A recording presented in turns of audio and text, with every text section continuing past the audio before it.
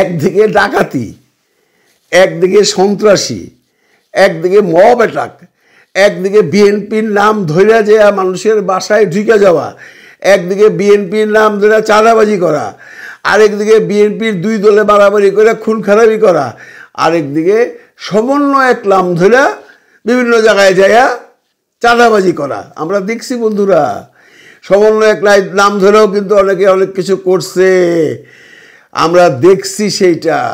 এটি এতদিন চলছে, কিন্তু আর চলতে দেওয়া হবে না। সমন্বয়ক নাই, সমন্বয়কের কোনো পরিচয় নাই, সমন্বয়কের কোনো কর্ম নাই, কথাটা বলছিল রাইট সাহেব 3 দিন আগেই, কিন্তু তাতেও কিন্তু ঠান্ডা হয় নাই, সমন্বয়ক নাম ধরে এখনো বাংলাদেশে অনেক জায়গায় অনেক ধরনের অপকর্ম হচ্ছে। কিন্তু গতকালকে আমাদের প্রধান উপদেষ্টা ডক্টর মোহাম্মদ ইউনূস তার মন্ত্রী পরিষদের সাথে মিটিং করে একটা ডিসিশন নিয়েছে, যে ডিসিশনটা মাহফুজ সাহেব, মানে আমাদের বর্তমান তথ্য উপদেষ্টা, যেখানে নাইক সাহেব ছিলেন সেখানে তো মাহফুজ সাহেব এসছেন। মাহফুজ সাহেব বলেছেন যে এখন থেকে সমন্বয়ক নামধারী যদি কোনো মানুষ কোথাও যায় তাহলে তাকে অ্যারেস্ট করা হবে। যে কথাটা নাইক সাহেব বলছিল 2 দিন আগে, কতটুকু কার্যকর হয়েছে কিনা জানি না, কিন্তু এইবার হবে। এইবার ইউনূস সাহেব খেপছেন, কারণ উনি দেখছেন যে একদম মানে দেওয়ালে পিঠ থেকে গেছে। যেভাবে সন্ত্রাসী, চাঁদাবাজি, খুন, রাহাজানি শুরু হয়েছে, এটাকে সামাল দিতে হবে। নোবেলজয়ী ইউনূস সাহেব যদি এটা ফেল করে তাহলে কিন্তু একটা কথা মনে রাখতে হবে, পুরো বাংলাদেশ ফেল হয়ে গেল।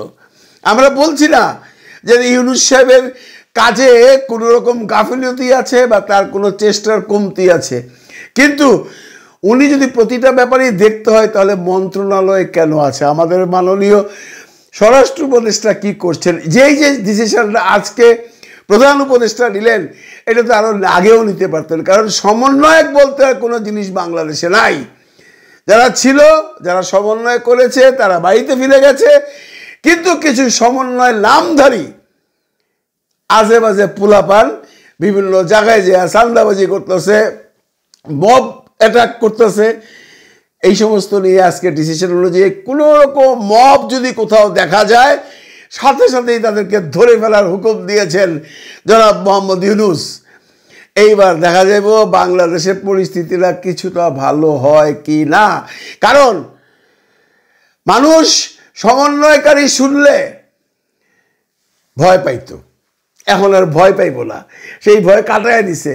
এবং মব অ্যাটাক যদি কোথাও হয় সেটার জন্য সরকার ব্যবস্থা নিচ্ছে, হটলাইন করে দিচ্ছে, জাস্ট খালি ফোন করবেন।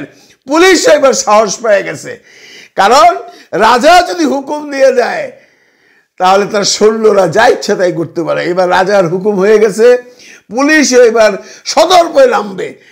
কারণ পুলিশ কিন্তু এতদিন যেভাবেই বলেন ভাই, এই সমন্বয়কদের একটু ভয় পাইতো, কারণ আমরা দেখছি সমন্বয়করা বিভিন্ন রকম ঝামেলা করছে দেশে, বহুত পুলিশ অফিসারকে, বহুত টিচারকে, বহুত সরকারি কর্মকর্তাকে এদিক থেকে ওদিকে উল্টাপাল্টা করছে।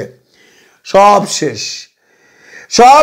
এখন থেকে যদি কোনো মানুষ, যদি কোনো ছাত্র, যদি কোনো সমন্বয়ক যদি বলে আমি বৈষম্য বিরোধী আন্দোলনের সমন্বয়ক ছিলাম, আমি আসছি এটা বিচার করতে, আমি আসছি এটা জিজ্ঞাসা করতে, আমি আসছি এটা দেখতে, ধৈর্যা উল্টা করে পিটিয়ে দিবেন। অর্ডার পায়ে গেছি, কারণ গভর্নমেন্ট থেকে অর্ডার দিয়ে দিছে এই ধরনের মব অ্যাটাক যেন আর বাংলাদেশে না হয়, যে জিনিসটা আরও আগেই ইউনূস সরকারের করা উচিত ছিল। তবুও শেষ পর্যন্ত উনি এটা করছেন বলে তাকে সেলিউট। ভালো থাকবেন সবাই, ভালো লাগবেন সবাইকে। খোদা হাফেজ।